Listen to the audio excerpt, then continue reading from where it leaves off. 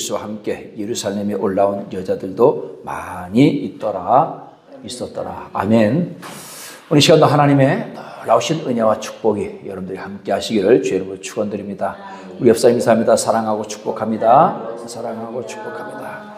자, 오늘은 거기 너 있었는가 그때의 말씀을 합니다. 우리가 지난 시간에는 예수님께서 공회에 서실 때, 그리고 베드로가 부인할 때, 그리고 빌라도 관정에서 예수님이 신문 받을 때, 그때 거기에 너 있었는가? 우리 찬송가도 있는데, 거기 너 있었는가 그때에. 만약에 우리가 정말 2000년 전으로 돌아가서 내가 오늘 그 자리에 나도 있었다면 나는 어느 쪽에 속한 사람이었을까? 나도 과연 예수님을 따르며 목숨 걸고 내가 주님을 시인하던 그 사람들 중에 한 사람이 되었을까? 아니면 나도 제자들처럼 다 뿌리치고 걸음아 나 살려라 하고 다 도망가는 그 제자들 속에 숨어 있었을까?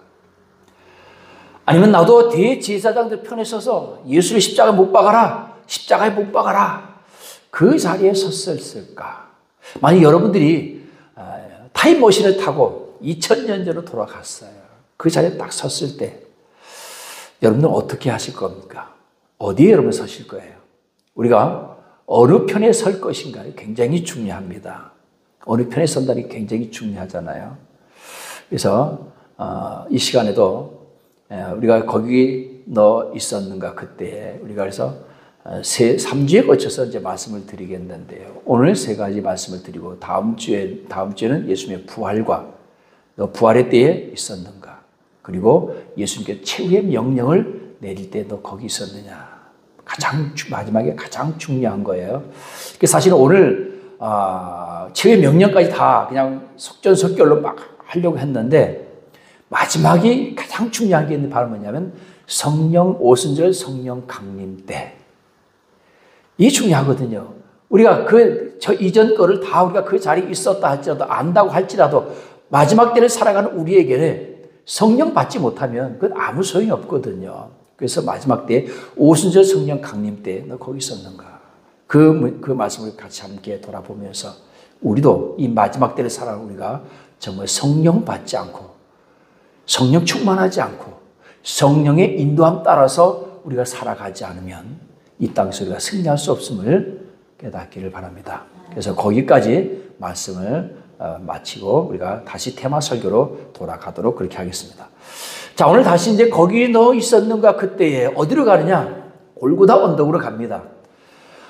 저희가 성지순례 2012년도 성지순례 가서 보니까 골고다 언덕이라고 해서 저는 기대를 하고 갔는데, 언덕에 아무것도 없는 그냥 허벌판의 언덕, 영화처럼 그렇게 아주 뾰족한 곳에 십자가가 세워져 있고 그럴 줄 알았는데, 지금은 가보니까 전부 다 건물들이 다 들어서 있고요. 거기에 기념교회가 세워져 있습니다. 그리고 기념교회가 세워져 있고 십자가가 있었던 그 자리까지 다 표시가 되어 있어서 그 안에 직접 다 들어가 볼 수가 있게끔 되어 있습니다. 자, 여러분, 일반적으로 우리가 21절부터 이제 27절까지 함께 골고다 언덕에 계신 예수님께 우리 같이 가서 함께 보겠는데요. 자, 일반적으로 사형수는 자신의 십자가를 처형 장소까지 지고 가게끔 되어 있습니다. 예수님만 십자가 위에 죽은 것이 아니고, 그때 당시 아주 중죄인들, 흉악범들, 그리고 우리로 말하면 역적들 있죠. 역적들, 내란을 꾸민 사람들, 이런 사람들, 그리고 또 그 중에 또 가장 흔한 십자가형에 처했던 사람들 하면 노예들입니다. 그래서 노예들이 도망을 가면 그 잡아온 노예들을 많은 사람들이 보는 광장에서 십자가에 매달아서 죽였습니다. 일하기 싫은 손의 못을 받고 도망가는 그 발의 못을 박아서, 그래서 매달아놓으면 보통 한 일주일에서 열흘 이렇게 고통당하다 죽는데요. 봐라, 너희도 도망가다 잡히면 이렇게 된다 해서 아예 도망갈 꿈을 못하게, 그런 식으로 해서 그런 십자가에 처했던 곳이죠. 그러니까 예수님도 그래서 그 십자가 위에서 이제 죽게 되겠는데요. 원래 그 기둥이 되는, 세로로 기둥이 되는 그 기둥은 그곳에 세워져 있고, 골고다 언덕에 세워져 있고, 나머지 가로형 그 십자가 약 한 20km 정도가 된다고 합니다. 그 20km 정도 되는 그것을 메고 자기 골고다 언덕까지 올라가는 거예요. 우리가 성지순례를 가면 그래서 빌라도 관정에서 예수님께서 재판받으셨던 그곳에서부터 우리가 십자가를, 그 모형 십자가가 있어요. 작은 십자가를 하나 메고 누가 대표적으로 한 사람이 메고 가면서 예수님께서 가셨던 그 골고다 언덕길을 우리가 같이 올라갑니다. 그래서 가면서 예수님께서 쓰러지셨던 곳 14군데가 있다고 합니다. 다 표시를 해놨어요. 캐톨릭에서 다 표시를 해놓고 어떤 곳은 그곳에다가 교회를 기념교를 지어놔서 우리는 그냥 보면서 지나갑니다. 아, 여기서 넘어졌구나, 여기서 넘어졌구나. 그냥 지나가는데 캐톨릭은 그렇지 않더라고요. 그 쓰러진 곳곳마다 보니까 꼭 지나가면서 보면 그 성당이 그 기념교회가 있어요. 그 기념교회 들여다보면 전부 다 뭐 하고 있냐? 미사를 드리고 있어요.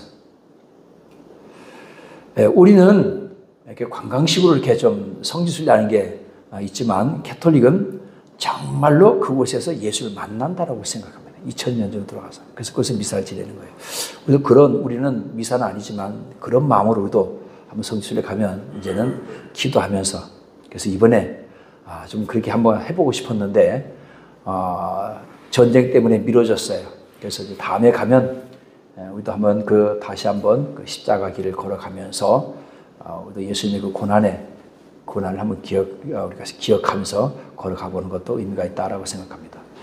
자, 그때 마침 오늘 성경에 보니까 구레네 사람 알렉산더의 루포의 아버지인 구레네 사람 시몬이 시골로부터 와서 지나가다가 그들이 그를 억지로 같이 가게 하여 예수의 십자가를 지고 갔다. 잘 알고 있죠.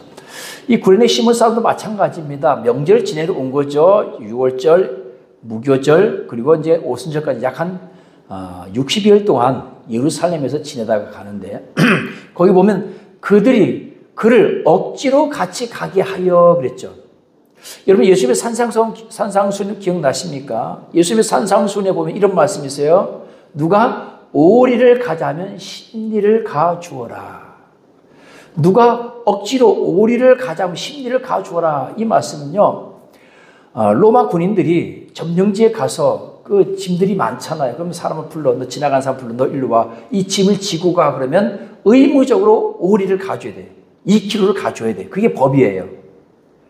그러니까 많은 유대인들이 그 로마 군인들에게 그렇게 되면 로마인들을 도와주는 것이 되잖아요. 이교도들을 도와주는 것이 되니까 이방인들을 도와주게 되고 더군다나 그 대적인 로마를 도와주게 되는 거니까 안 도와주려고 도망가다가 괜히 애매한 죽음을 당하는 사람들이 많이 있었거든요. 그러니까 예수님께서 굳이 그럴 필요 없다. 오리를 가자면 십리를 가주어라.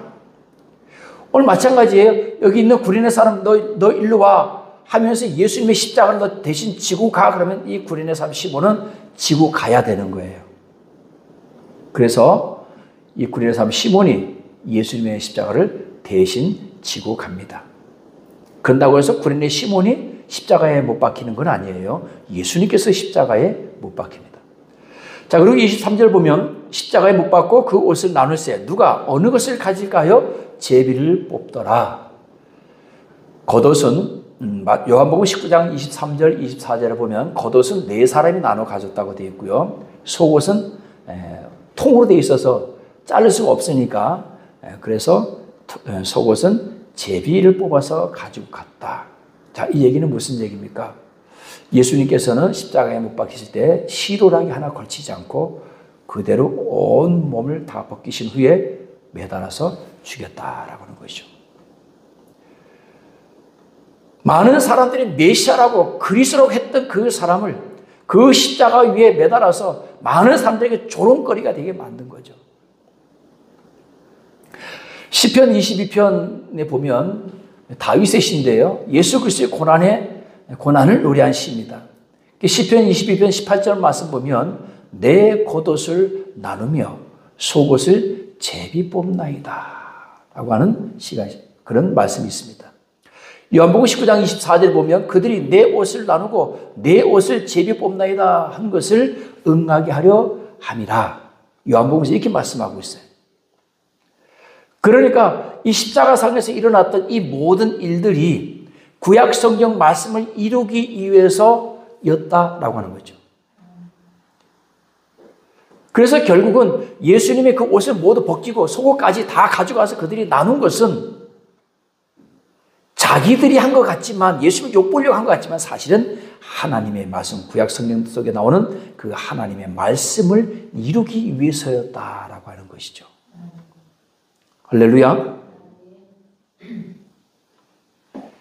때가 제3시, 즉 오전 9시가 되어 십자가에 못 박으니라. 그 위에 있는 제패의 유대인의 왕이라고 썼다 그랬습니다. 29절 보면 지나가는 자들은 자기 머리를 흔들며 예수를 모욕하여리되 아하 성전을 향하여 헐고 사흘에 짓는다는 자여 내가 너를 구원하여 십자가에서 내려오라 하고, 자, 이 말씀은 여러분 우리가 어디서 많이 듣던 패턴이죠. 예수님께서 40일 동안 금식을 하고 나오셨을 때 가장 먼저 누가 달려나왔냐면 마귀가 달려나와서 예수님을 시험합니다. 이 돌들이 변하여 떡덩이가 되게 해봐라. 또 예수님을 성전 꼭대기로 데리고 올라갔습니다. 데리고 올라가서 뛰어내려봐라. 내가 땅에 떨어져서 땅에 내 무릎이 깨지기 전에 천사가 와서 널 딱 받으면 모든 사람들이 널 메시아로 그리스도로 보지 않겠느냐. 정말 그렇지 않겠어요? 오늘 이 지나간 자들이 머리를 흔들면서 예수님 모욕하면서 이러는데 뭐라고 얘기했냐. 아하 성전을 향하여 헐고 사흘에 짓는다는 자요, 내가 너를 구원하여 십자가에서 내려오라. 지금 십자가 매달리는 예수님 보고 너 한번 거기서 내려와 봐. 그럼 우리가 믿겠다는 거죠. 메시아로 그리스도를 믿겠다는 거 아닙니까? 시편 22편 7절에 뭐라고 말씀합니까? 나를 보는 자는 다 나를 비웃으며 입을 삐죽거리고 머리를 흔들며, 또 8절에도 보니까 그가 여호와께 의탁하니 구원하실걸, 그를 기뻐하시니 건지실걸 하니이다. 다윗의 시에도 이렇게 예수님의 고난을 말하면서 뭐라고 얘기하냐면요, 그가 여호와께 의탁하니 건지실걸, 그를 기뻐하시니, 여호와께 의탁하니 구원하실걸, 그를 기뻐하시니 건지실걸 하나이다. 이렇게 조롱한다는 거예요. 너 하나님의 아들이라며 하나님 너 구원해주지 않겠어? 너 하나님의 아들, 하나님 앞에 한번 구원해달라고 얘기해봐. 내가 하나님의 아들이라면 십자가에서 내려오라. 사람들이 너를 그리스도로 믿지 않겠느냐? 오늘 여기 모인 모든 사람들은 다 예수를 죽이려는 생각을 마귀가 넣어준 사람들입니다. 마귀가 예수를 죽일 생각을 넣어준 사람들입니다. 어떻게 보면 사단의 종들, 마귀의 종들이죠. 오늘 사랑하는 여러분, 예수님께서 그거 못 내려오시겠습니까? 영화에서처럼 짜자잔 하면서 양손에서 못이 싹 사라지고, 그리고 상처났던 것이 싹 아물면서, 머리에 썼던 면류관이 꽃으로 변화되면서 이마에 났던 그 모든 상처들, 끓긴 상처들이 싹 사라지고, 온몸에 그 채찍에 맞아서 찢어지고 발기발기 찢어진 피로 흥건한 그 온몸이 싹 그 영화의 CG처럼 싹 사라지면서, 발목에 못이 사라지면서요, 예수님께서 공중으로 슉 올라갔다 샥 내려오면 멋있지 않겠습니까? 그러면 여러분, 거기에 있는 사람만 혹시 믿을 수 있을지 모르겠어요. 그러나 안 본 사람들은 못 믿는 거잖아요. 예수님이 능력이 없어서 안 내려오신 것이 아니라 하나님의 구원 역사를 이루기 위해서일 줄로 믿으시기 바랍니다. 구원의 완성을 이루기 위해서 오늘 악한 마귀 사탄은요, 어떻게 쓰든지 인류의 구원을 막기 위해서 최후의 순간까지도 예수님을 조롱하면서 예수님께서 십자가에 내려오도록 그렇게 미혹하는 줄로 믿으시기 바랍니다. 역시 대제사장들도 30절 그와 같이 대제사장들도 서기관들과 함께 희롱하며 서로 말하되 그가 남은 구원하였을 때 자기는 구원할 수 없도다. 이스라엘 왕 그리스도가 지금 십자가에서 내려와 우리가 보고 믿게 할지어다 하며 함께 십자가에 못 박힌 자들도 예수를 욕하더라. 마가복음에서는 함께 못 박힌 자들 다 욕했다 그랬죠. 오늘 많은 사람들도 조롱했고 대제사장과 서기관들도 역시 내가 하나님의 아들이라면 십자가에서 내려오라. 남은 구원하면서 왜 자기는 구원 못하느냐. 오늘 사랑하는 여러분, 예수님께서 십자가에서 내려올 능력이 없어서 못 내려온 것이 아닙니다. 오늘 예수님께서 이 땅에 오신 목적이 바로 뭐예요? 십자가에 올라가기 위해서 오신 겁니다. 그럼 마귀는요, 십자가에 올라가신 예수님을 끌어내리기 위해서 그 이전에 예수님께서 십자가에 올라가지 못하도록 막는 게 마귀의 목적입니다. 구원받지 못하게 하기 위해서, 온 인류를 구원하지 못하게 하기 위해서. 할렐루야. 오늘 사랑하는 여러분, 예수님께서 십자가를 치셔야만이 우리 인류가 구원되는 줄 믿으시기 바랍니다. 오늘 악한 마귀 사탄은요, 아차 했을 겁니다. 왜냐하면 예수님을 십자가에 못 박아 죽이면, 예수님을 죽이면 자기가 이기는 것으로, 승리하는 것으로 그렇게 착각을 했을 거예요. 근데 여러분, 마귀가 그렇게 우둔한 마귀가 아니거든요. 마귀가 그런 우둔한 마귀가 아니고 이 땅에서 그 어느 누구도 그 마귀의 지혜와 총명을 이길 수가 없어요. 우리 사람의 능력으로는. 오직 여호와 하나님만이 악한 마귀 사탄의 괴기를 물리칠 수가 있습니다. 그래서 우리가 기도해야 되는 거예요. 마귀는 예수님을 십자가에 못 박으면 자기가 이기는 걸로 알았지만 순간 깨달았을 거예요. 아하! 오늘 사랑하는 여러분, 오늘 예수님께서 십자가에 위해서 죽으시는 것이 우리에게 복입니다. 누가복음 23장 39절 43절을 보면 오늘 마가복음에서는 십자가 못 박힌 자들도 함께 예수 욕하더라 그랬는데, 누가복음 23장 이하에 보면 한 강도는 우리가 이런 벌을 받는 것이 마땅하지만 이 사람이 행한 것은 옳지 않은 것이 없다라고 말합니다. 때문에 성경에 나오는 이런 말씀들이 우리는 그냥 지나가는데요, 사실 이런 말씀들 하나하나가 굉장히 우리에게 중요한 메시지를 주고 있습니다. 그때 당시에 모든 사람들이 예수님을 다 십자가에 못 박으라고 했지만 같이 그 십자가에 매달렸던 한 강도가 뭐라고 얘기합니까? 이 사람이 행한 것은 옳지 않은 것이 없다라고 얘기합니다. 그러면서 뭐라고 얘기합니까? 예수여, 당신의 나라에 임하실 때에 나를 기억하소서. 내가 진실로 내게 오늘 내가 나와 함께 낙원에 있으리라. 내가 진실로 내게 이르노니 오늘 내가 나와 함께 낙원에 있으리라. 오늘 그러니까 여러분, 이 한편 강도는 우리가 이제 흔히 우편 강도라고 얘기하는데요, 이 한편 강도는 예수님께서 이 땅에 어떤 목적으로 오셨고 이분이 어떤 분인지 아는 거예요. 죽는다고 해서 그냥 끝나는 것이 아니라 이분이 죽으면 가는 곳을 이런 한편 강도는 아는 겁니다. 당신의 나라에 임할 때 나를 기억해달라. 할렐루야. 어떻게 보면요, 십자가 상 위에서 어떤 사람은 십자가 위에서 구원받는 사람도 있는 거예요.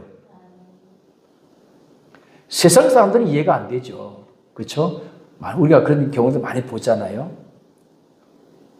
오늘 많은 사람들이 생각하기에 예수가 정말로 하나님의 아들이었다면 저렇게 쉽게 비참하게 무기력하게 죽을 리가 없다.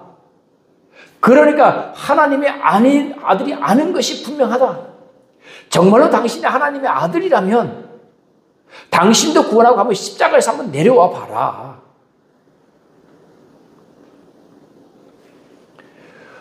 오늘 여러분, 그 자리에, 그 십자가에 예수님 못 박혀 돌아가실 때 제자가 딱 한 명 있었습니다. 누구냐면 사도 요한이 그 자리에 있었는데요. 닭이 꽃기우하고 두 번 올 때 예수님을 부인한 것이 생각나서 울면서 나간 베드로는 어디 갔는지 없어요. 울면서 나갔으면 이제 내가 주님과 함께 십자가 못 박히겠습니다 하고서 막 나도 십자가에 못 박으라 하고 막 가서 매달리고 막 이렇게 때렸어야 될 텐데 어디 갔는지 베드로가 보이지 않습니다. 언제까지 보이지 않느냐? 예수님 부활하셨어. 막달라 마리아가 가서 예수님 부활하셨다 했을 때 베드로와 요한이 그때 예수님 무덤에 올 때 그때 나타납니다. 한편 강도도 인정한 하나님의 아들 예수님. 그 십자가 밑에서 조롱하는 자들을 단 한마디도 사도 요한도 변명하지를 않습니다. 그 어느 누구도 주는 그리스도시요 살아계신 하나님의 아들이십니다. 이 고백을 못합니다.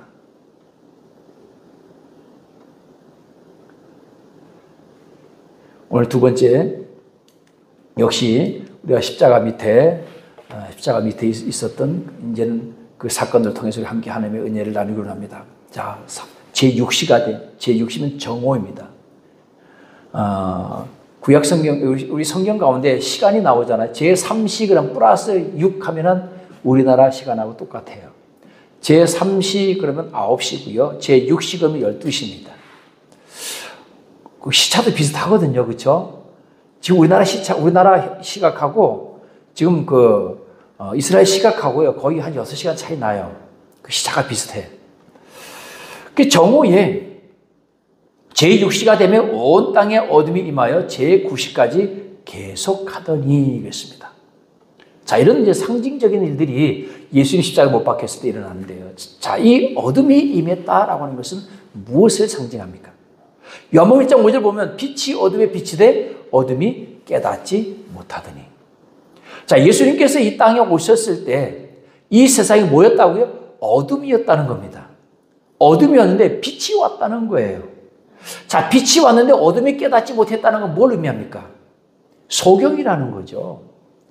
그 소경도 보통 소경이 아니라 완전히 빛도 감지 못할 정도로 지금 낮인지 밤인지 깜깜한지 안 깜깜한지 완전 소경인 거죠. 그래서 예수님께서 이 땅에 오셨을 때 이 세상이 어떤 세상이었느냐? 영적으로 완전히 깜깜한 무덤 같은 경험해 본 적이 있어요? 깜깜한 무덤 같은 그런 세상이었는데 빛이 왔어요. 만약에 그 사람의 눈이 실명하지 않았다면 그 빛을 감지하는 게 그게 정상이라는 얘기예요. 자, 그런데 성경 말씀 가운데 보면 그 빛을 감지한 사람들이 있죠. 예수님이 이 땅에 오신 것을 감지한 사람들이 있어요. 그 사람들은 소경이 아닌 거예요. 오늘 역시 마찬가지입니다. 이제 예수님께서 십자가에 죽으심으로 온 땅에 어둠이 임해서 제9시까지, 오후 3시까지 3시간 동안 흑암이 이 땅에 임하게 되는 겁니다. 여러분, 우리가 그 전에 황산 갔을 때 점심때쯤 돼서 올라갔잖아요. 우리가 그 올라갔을 때 개기일식인가요? 달이 해를 가려서 깜깜한데 꼭 여러분 그런 현상이라고 보시면 됩니다. 그거보다 더 깜깜해요. 더 깜깜한 흑암이 예수님 십자가 못 박힐 때 그때 일어났던 것입니다. 자, 여러분, 이것은 무엇을 상징합니까?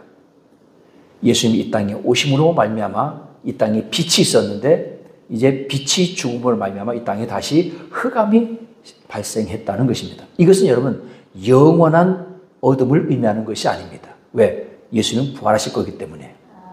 3일 만에 내가 다시 살아날 것이다. 예수께서 4번씩이나 이미 예언하셨잖아요. 말씀해 주셨잖아요. 예언이 아니라 예고해 주셨잖아요. 그렇죠?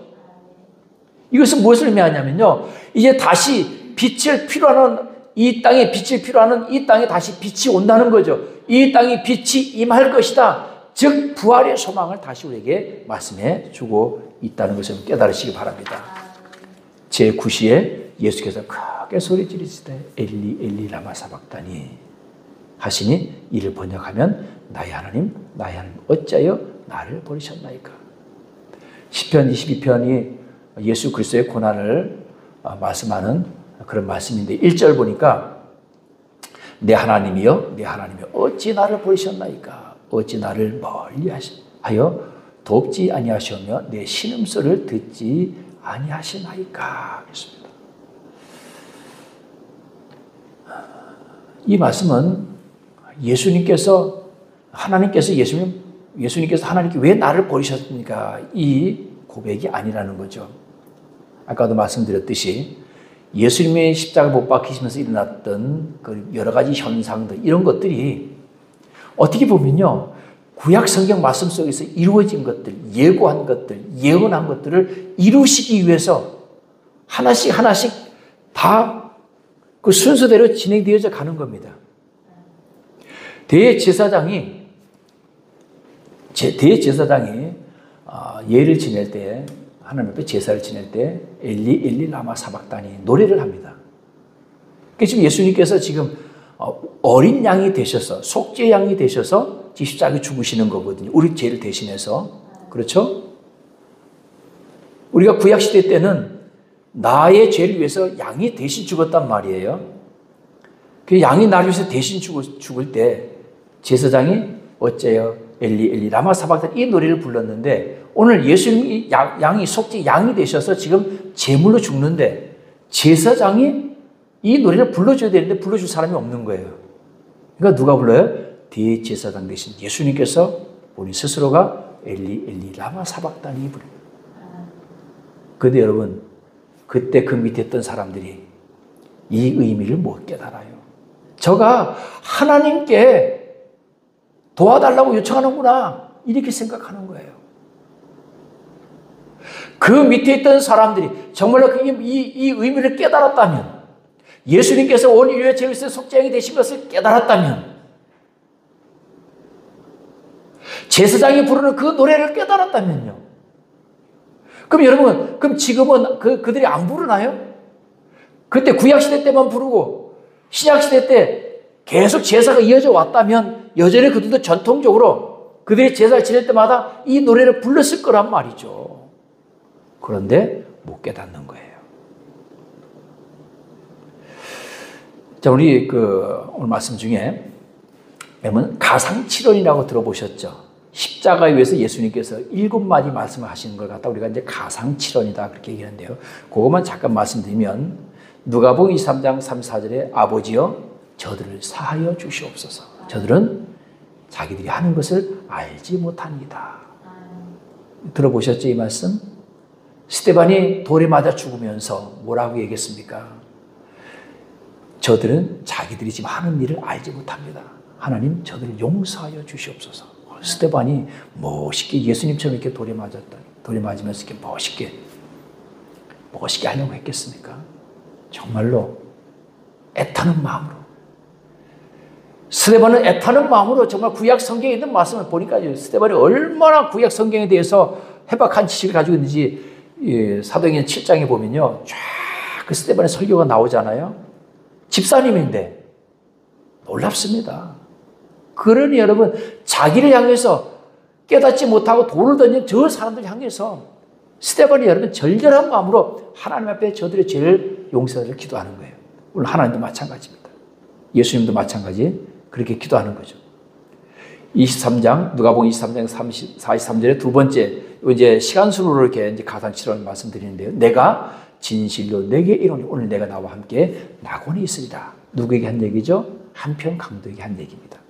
또 요한복음 19장 26절 27절에 보면 여자여 보소서 아들이니이다. 누구에게 하는 얘기예요? 어머니 마리아. 십자가상에서도 어머니 마리아를 위해서 여자여 보소서 아들이니이다. 그 아들은 누굴 말합니까? 날 얘기하는 게 아니에요. 그는 사도 요한을 보고 얘기하는 겁니다. 그러면서 요한에게 보라 내 어머니라. 어머니를 맡긴다는 뜻이죠. 우리 이제 네 번째 말씀은 오늘 말씀에 엘리 엘리 라마 사박다니, 나의 하나님 나의 어찌하여 나를 버리셨나이까. 다섯 번째가 요한복음 19장 28절에 내가 목마르다 하겠습니다. 이것도 역시 여러분 그냥 예수님께서 목이 말라서 목마르다 한 거 아니에요. 왜 목이 안 마르겠습니까? 물과 피를 다 쏟으셨는데요. 요한복음 19장 28절에 보면 성경을 응하게 하려 하사, 이 성경 속에 이 말씀이 있다는 거예요. 그러니까 이 말씀을 응하게 하시기 위해서 예수님께서 내가 목마르다 하신 거라는 거예요. 그 말씀이 뭐냐? 시편 69편 21절에 보면 그들이 쓸개를 나의 음식물로 주며 목마를 때는 초를 마시게 하였으니, 이 말을 응하게 하기 위해서, 그래서 많은 사람들이 내가 목마르다 하니까 사람들이요 흰 포도주를 심포도주를 해변에다가 적셔가지고 우수초, 긴 우수초에다가 매달아서 예수님께 적셔서 드렸다는 거예요. 그러면서 19장, 요한복음 19장 30절에 다 이루었다. 테텔레 스타이. 누가복음 23장 46절에 아버지 내 영혼을 아버지 손에 부탁하나이다. 이게 이제 마지막 운명하시면서 하신 말씀. 이걸 갖다 우리가 가상칠언이다라고 얘기하는 거예요. 그러니까 예수님께서는 구약 성경의 모든 말씀들 다 알고 계시고, 그리고 그 말씀을 이루기 위해서 그 십자가상에서 고통당하는 중에도 그 말씀을 응하게 하기 위해서 이렇게 예수님께서는 모든 것을 다 말씀하시고 쏟아내놓으시고 돌아가셨다라고 하는 것이죠. 자, 그리고 이 땅에 이제 어둠이 임하고 그 다음에 이 땅에 어떤 일이 일어났느냐. 예수님께서 십자가에서 그 3시간 동안에 어떤 일이 일어났느냐. 이에 성소 휘장이 위로부터 아래까지 찢어져 둘이 되니라. 자, 여러분 성전의 구조가 딱 우리 교회 구조하고 비슷합니다. 우리 강단이 있죠. 강단이 이제 지성소가 되겠습니다. 그럼 지성소 우리 지금 다 마주보고 있죠. 지성소는 거기 휘장이 있습니다. 휘장이 있고요. 저기 들어오는 출입문이 있죠. 성전 들어 출입문이 있듯이 그때 당시에 그 출입문에도 휘장이 있어요. 그럼 이 안에는, 이 지성소 안에는 오직 대제사장만 들어올 수 있습니다. 아무나 못 들어옵니다. 오직 유일한 한 사람, 대제사장만 들어올 수 있어요. 그리고 이 성전 안에는 누가 들어올 수 있느냐? 제사장만 들어올 수 있어요. 그런데 이 두 휘장이 다 위로부터 아래로 찢어졌다는 얘기예요. 특히나 여기에 이 지성소를 가로막고 있는 이 휘장은요, 24가닥에 실로 엮은 끈을 82개로 정교하게 짜가지고 그 두께가 손바닥만 하답니다. 우리 손바닥 두께만 하대요. 이건 사람이 찢을 수도 없어요. 그런데 이것이 어떻게 됐다? 위로부터 아래까지 두 개를 쫙 찢었다는 얘기입니다. 그래서 많은 사람들은 이적 중에 이적이다라고 얘기합니다. 우리 그냥 휘장이 찢어졌나 보다 이렇게 생각하지만 도저히 찢을 수 없는 그 휘장이 위로부터 아래로 찢어졌다는 얘기입니다. 이러면서 이제 대제사장만 들어갈 수 있었던 그 성전에 누구든지 들어갈 수가 있게 되었고요. 제사장만 들어갈 수 있는 그 성전에 이제 누구든지 들어가서 하나님을 1대1로 만날 수 있게 된 것입니다. 할렐루야. 예수님께서 그 다리의 역할을 하신 거예요. 이제 예수 그리스도를 우리가 통하기만 하면 누구든지 하나님을 만날 수가 있게 된 것입니다. 대제사장만 만날 수 있었어요. 제사장들도 하나님 못 만납니다. 오직 지성소에 들어갈 수 있는 유일한 사람은 대제사장 한 사람밖에 없었습니다. 그런데 이제는 누구나가 다 예수 그리스도를 통하면 다 만날 수 있게 된 겁니다. 할렐루야. 자, 그 다음에 일어났던 사건 중에 하나가 바로 뭐냐면 땅이 진동하며 바위가 터지고 무덤들이 열리며 자던 성도들의 몸이 많이 일어났다. 그렇게 말씀하고 있습니다. 이것이 이제 세 번째 일어났던 현상 중에 하나가 되겠는데요. 자, 땅이 진동하고 바위가 터지고 무덤들이 열리며 자던 성도들이 많이 일어났다. 이거를 우리는 어떻게 해석하냐면요. 사람들의 마음에 지진이 일어나기 시작했다. 보통 이제 성경에서 우리가 땅을 사람의 마음으로 많이 비유를 하잖아요. 그래서 예수님께서도 밭의 비유를 할 때 옥토 그리고 돌짝밭, 길가밭, 가시떨기밭 했을 때 사람의 마음으로 비유를 했거든요. 땅이 진동하며 바위가 터지고 무덤들이 열리며 자던 성도들의 몸이 많이 일어났다. 그 사람들 마음속에 지진이 일어나요. 어떤 지진? 야, 이거 정말 그리스도가 맞는 거 아니야? 우리가 실수한 거 아니야? 우리가 잘못한 거 아니야? 예수님께서 그리스도가 맞는 거 아니야? 생각해봐. 예수님께서 그리스도가 아니었으면 어떻게 그런 일들을 했었겠어? 사람들 마음속에 뭐가 일어나는 거예요? 지진이 일어나고. 자, 그럼 여러분, 그래서 이랬던 사람들이 오순절 성령 강림 후, 왜 제가 오순절 성령 강림까지 해야 되냐? 바로 이래서 그런 거예요. 오순절 성령 강림 후에 많은 사람들, 5,000명이 모인 곳에서 베드로와 사도들이 설교를 합니다. 너희가 하면서요. 너희가 예수를 죽였다고 이렇게 설교를 하죠. 이렇게 마음에 지진이 온 그 사람들 마음속에 이 말씀이 뿌려지는 게 어떻게 돼요? 우리가 어찌해야 할까? 베드로야, 우리가 그럼 어떻게 했으면 좋겠느냐? 너희가 회개해라. 가장 먼저 회개입니다. 그리고 세례를 받으라. 저는 여러분 그 생각해 봤습니다. 그리고 5천 명이 거기서 회개합니다. 통에 자복합니다. 우리보다 더 하겠죠. 왜? 그들이 실제적으로 예수님의 십자가 죽는 거 봤으니까. 그리고 부활하신 것도 봤으니까. 승천한 것도 봤잖아요. 5천 명이 회개하고요. 쫙 12명의 사도들이 거기서 서가지고 그 5천 명의 사람들 다 세례를 베푼 거예요. 아니면 또 플러스 거기에 같이 함께 오순절 마가다락방에서 성령 받은 사람들 같이 다 앉으실 때는 뭐가 일어났어요? 세례를 베풀었죠. 거기서 세례를 베푸니까 뭐가 일어났어요? 그들에게도 성령이 임하는 놀라운 역사가 일어났습니다. 자, 이제 마음이 움직이기 시작했어요. 사람들의 마음이. 그러면서 구체적으로 고백을 합니다. 누가? 백부장이.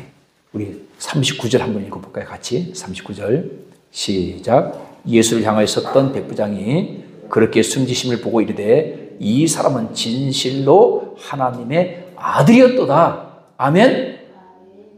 대제사장, 서기관, 바리새인들의 입에서 나온 소리가 아니라 백부장이 그렇게 숨지심을 백부장의 그 말 속에서 그 입 속에서 이 사람은 진실로 하나님의 아들이었도다. 마태복음 27장 54절에는 백부장과 함께 지키던 자들이 지진과 그 일어난 일들을 보고 심히 두려워하여 이르되 이는 진실로 하나님의 아들이었도다.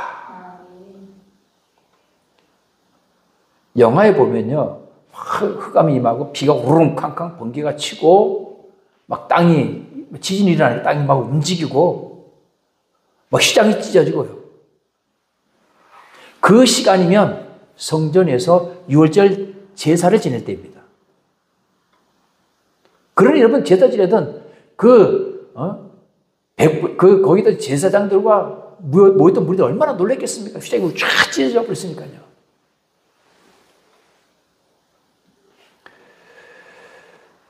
오늘 사랑하는 여러분, 오늘 예수님 십자가 밑에 있었던 그 백부장의 고백이 어떻게 보면 마태복음, 누가 마가복음에서 하고자 했던 말씀의 핵심입니다. 이는 진실로 하나님의 아들이었도다. 제사장이나 성도들이나 사도들의 입에서 그 소리가 나왔었더라면 좋았을 텐데 오히려 백부장 입에서, 이방인의 입에서 이는 진실로 하나님의 아들이었도다. 오늘 이 고백이 여러분들의 고백이 되기를 주의 이름으로 축원드립니다. 오늘 사랑하는 여러분, 오늘 여기까지 말씀을 우리가 함께 정리하도록 합니다. 거기 너 서 있었는가 그때에. 우리가 살다 보면요, 우리가 서 있는 자리들이 있습니다. 할렐루야. 우리가 신앙생활도 역시 마찬가지입니다. 그리스도에서 반드시 서야 할 자리가 있습니다. 오늘 여러분이 그리스도에서 반드시 서야 할 그 자리에 오늘 있게 된 이것을 여러분들 축복합니다. 이 세상 가운데 우리가 서 있을 경우도 있습니다. 그렇잖아요. 우리가 매일 24시간 예배 드리는 건 아니잖아요. 이제 우리는 이 세상으로 나아가야 됩니다. 이제 우리가 이 세상으로 나아가면 그곳에서 우리가 그리스도에서 서야 될 자리가 있고, 그리스도에서 우리가 말할 때가 있고, 그리스도에서 우리가 고백할 때가 있습니다. 그때 우리는 때로는 목숨을 걸고 그리스도임을 고백해야 될 때도 있고요. 때로는 부끄럽지만 많은 사람들 앞에서 내가 성도임을, 교회 다니는 기독교인임을 얘기해야 될 때도 있다는 얘기죠. 당당하게 얘기해야 됩니다. 오늘 사람 그때 우리 지켜보는 두 눈이 있어요. 누가 지켜봅니까? 베드로가 나 예수 몰라 하면서 마지막에 세 번째 예수를 저주하면서 부인했을 때 예수님과 눈이 마주쳤다 그랬어요. 뭘 의미합니까? 오늘 여러분, 우리가 고백하는 우리 신앙의 삶 속에 우리를 누가 지켜보고 계세요? 하나님이 지켜보고 계세요. 우리 주님이 지켜보고 계세요. 언제 어느 때 우리가 주님과 눈 맞을지 몰라요. 또 누가 지켜봅니까? 마귀가 지켜봅니다. 우는 사자와 같이 삼킬 자를 찾기 위해서 마귀가 찾고 있어요. 그러나 여러분, 예수 그리스도 보혈의 피가 우리와 함께 있으면 악한 마귀 사탄을 건드리지 못한다는 사실을 깨닫기를 주의 이름으로 축원드립니다. 그래서 여러분들이 늘 주 안에서 이 한 주간도 4월 달에도 믿음으로 그리스도로서 승리하는 저와 여러분 되시기를 주의 이름으로 축원드립니다. 기도합니다.